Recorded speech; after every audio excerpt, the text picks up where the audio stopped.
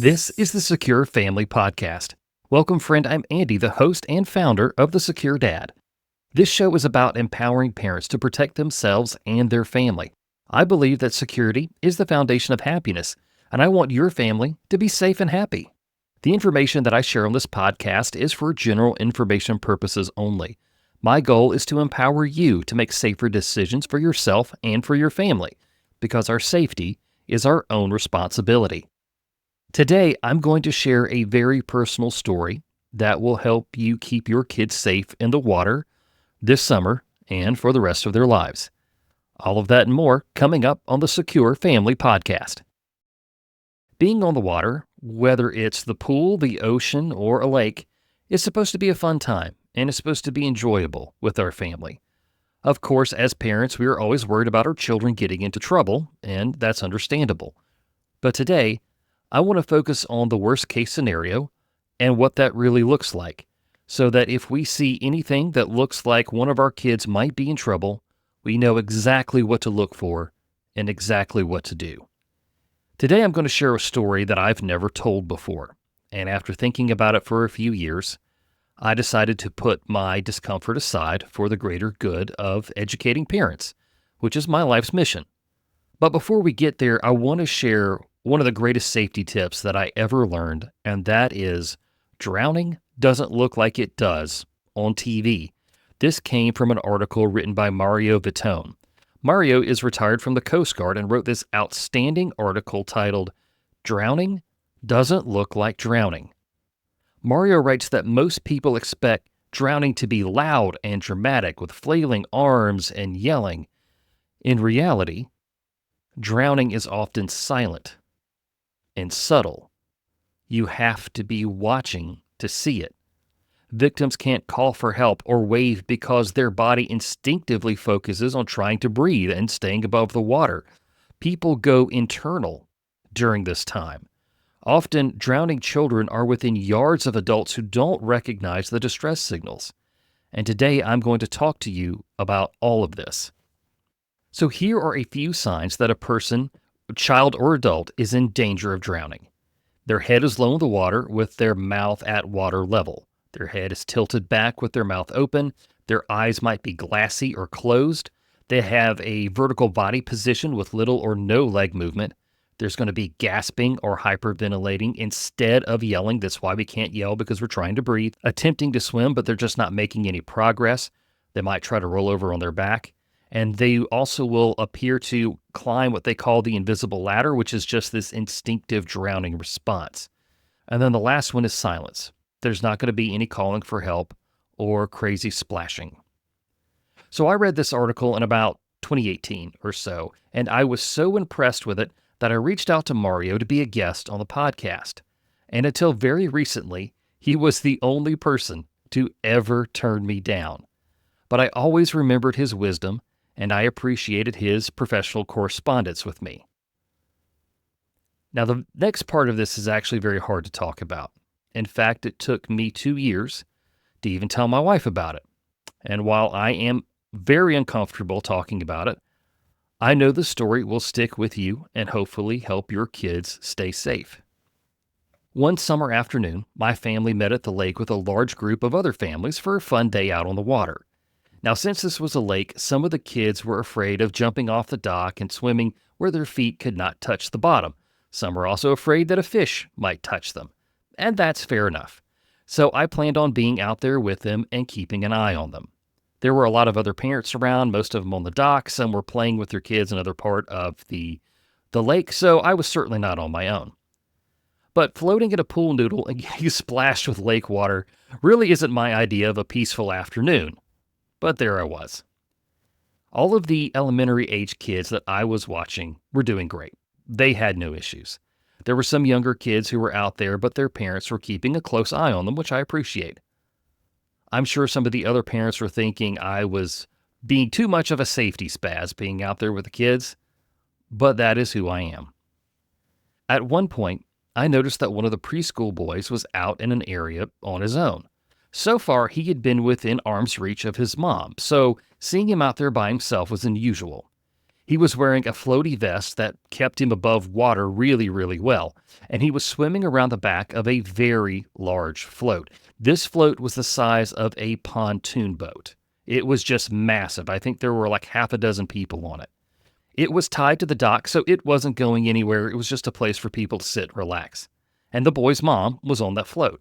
The kid that we're going to call Jake in this story has no fear. As people say, he's just all boy, fearless to the point of getting hurt seemingly every day.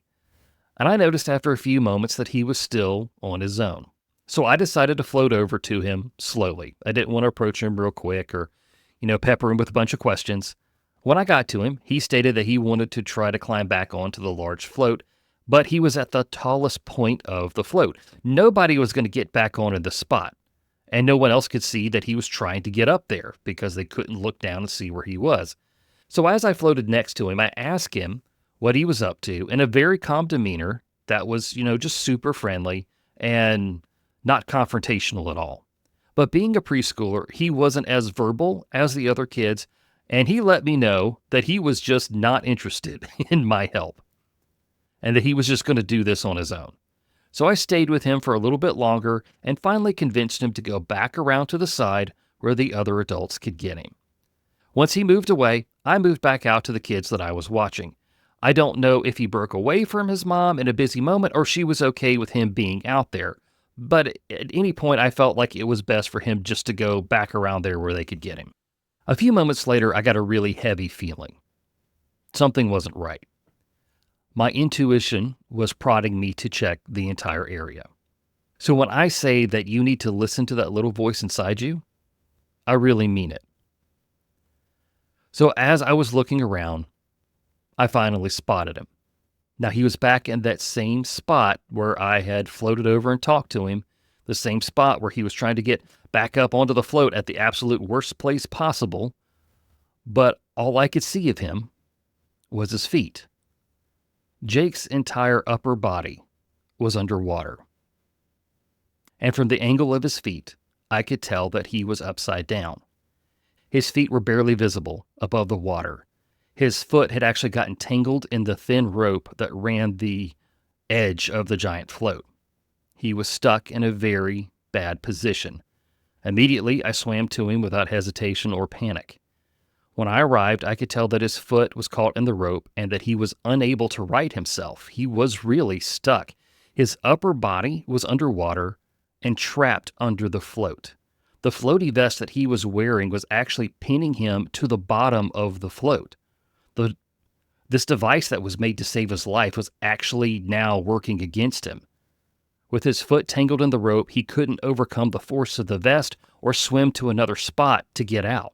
He was pinned to the bottom of the float.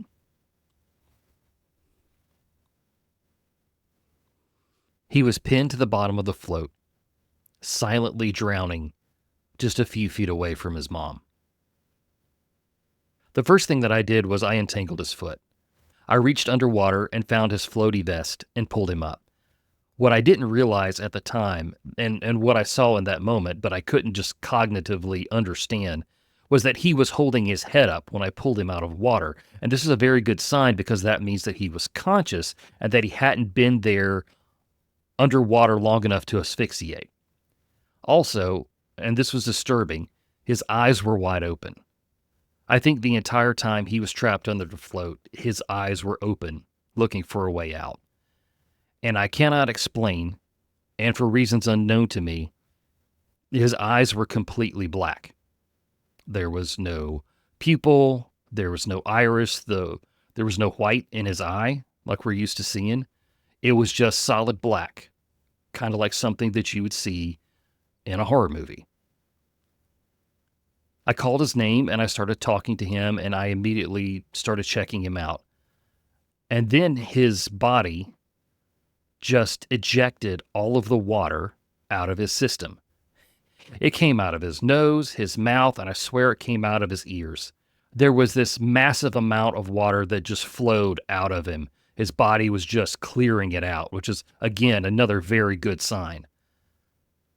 And when he had ejected the water, he had closed his eyes. And when he opened them back up, he inhaled the deepest breath of his life. and his eyes returned to normal, and he started coughing. He looked at me in extreme confusion, but he was breathing and he was moving.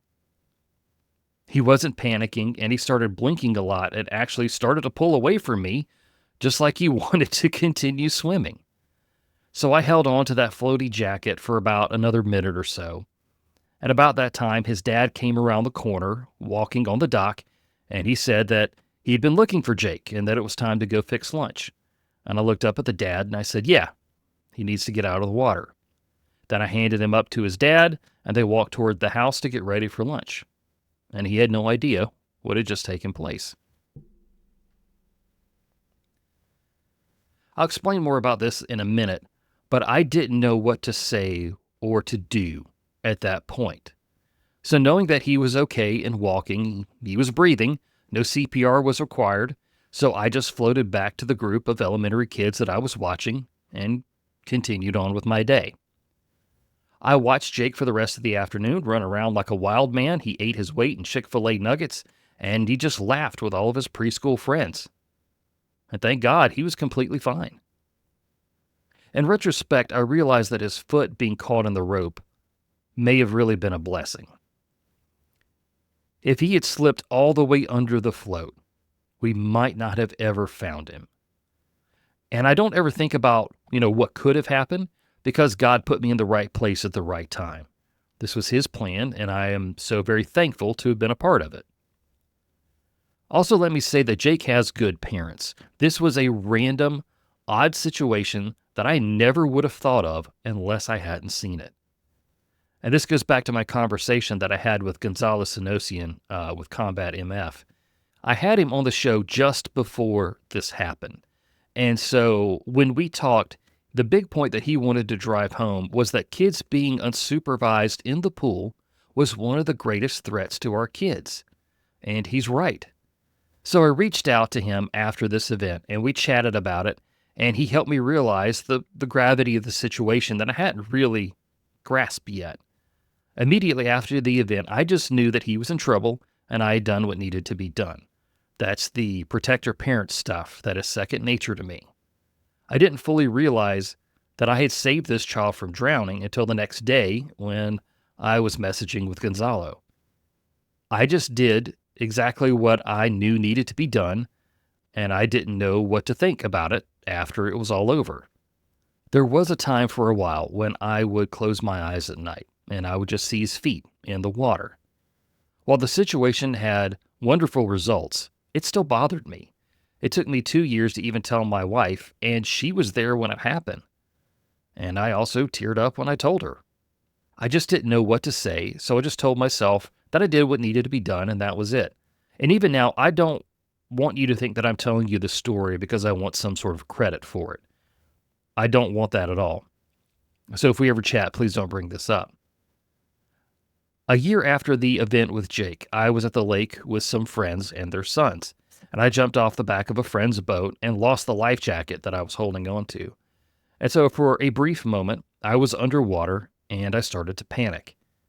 And in that brown water, I could see the sun shining. And I noticed how I wasn't swimming like I knew to do. And all I could think of was Jake in that moment. In that moment, I understood his point of view. Drowning was really quiet, and it's very personal.